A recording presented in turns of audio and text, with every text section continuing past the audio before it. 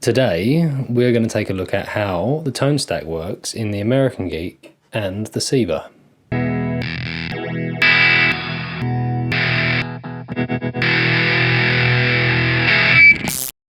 These two pedals have been in our lineup for a while in one form or another. For those that don't know, the American Geek is our take on the transistor Big Muff, and the Siva is our take on the op-amp Big Muff.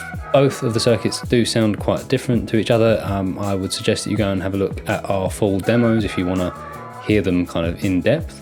And I have spoken about this before. We did a deep dive on the American Geek specifically a little while back, but since they've been released, I have had a few questions about how the tone stack, specifically the two shift controls, work. And I actually figured out there's a pretty simple way of figuring out and visualizing how they work. I should say that both the Geek and the Siva use the same tone stack. It's not different. They use the same parts and the same configuration and everything. The traditional Big Muff tone stack is a low pass filter and a high pass filter connected together, hooked up to a single tone control. They work simultaneously, which is why you kind of get that big dip in the middle. So the high and low pass filters in that tone stack are what's known as RC filters. They're pretty basic, simple, the R standing for resistor and the C standing for capacitor.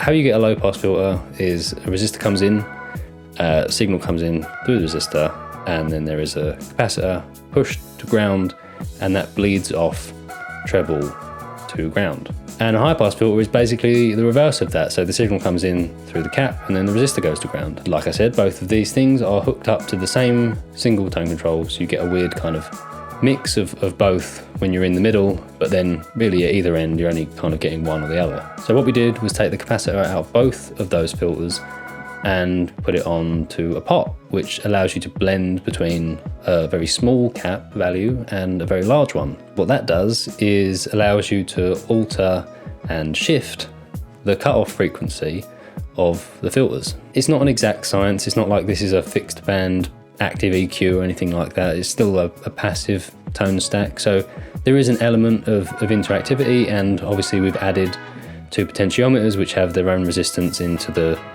mix there. So it's one of those things that is very much there for experimentation, and basically the idea behind doing it this way was to allow you to kind of dial in some of the different sounds of those different variants that have been released by EHX over the years, like the Ram's Head and the Violet and the Russian and whatever, like the millions of different variations they've had, because they're all the same circuit, they're all identical in terms of the circuit layout. The only difference between them really is the part values, because I'm sure you've probably heard the stories of back in the 70s or whenever it was. Basically they would just fill the PCBs with whatever parts they had lying around that were kind of within a range of tolerances or whatever.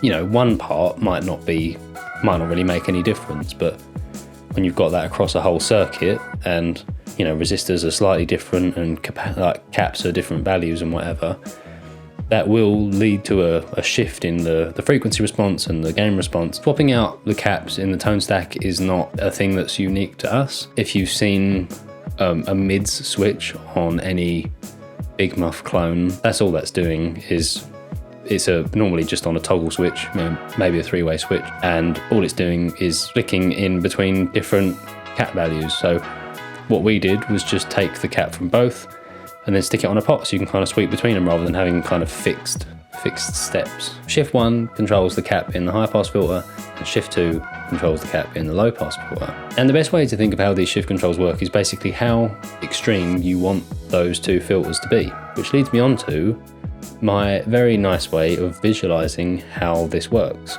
So basically, if we use the analogy of a gate with the two shift controls, the gate being shut as they are now, where the two pointer controls are facing each other, would mean that the tone stack doesn't really do a lot. It will still do a tiny bit, it's not a tone bypass, but it will make the sweep of the tone control very subtle.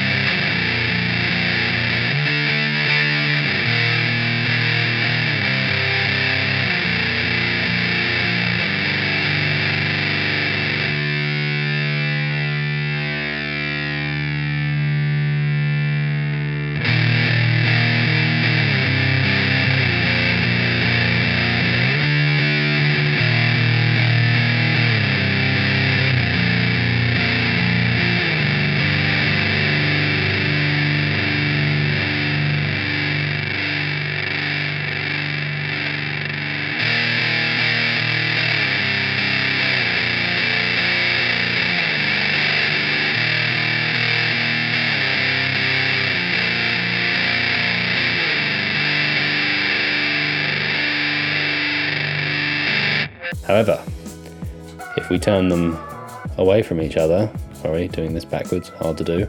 If we turn them away from each other so that the gate is now open, this will make the sweep of that tone control very wide, very muffly and dark on one end and very bright and fizzy on the other.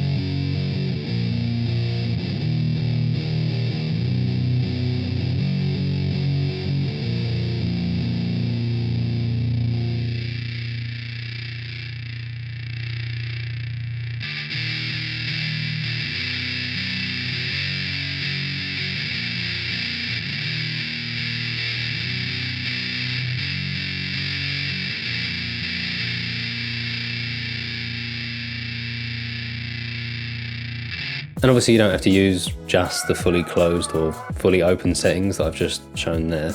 You can set them anywhere in between, and maybe you want, less bass, but you want all kind of upper mids and treble, or, on the other side, maybe you want a really kind of big bassy sound with a load of bass and lower mids, but you want to kind of tail off a lot of that treble.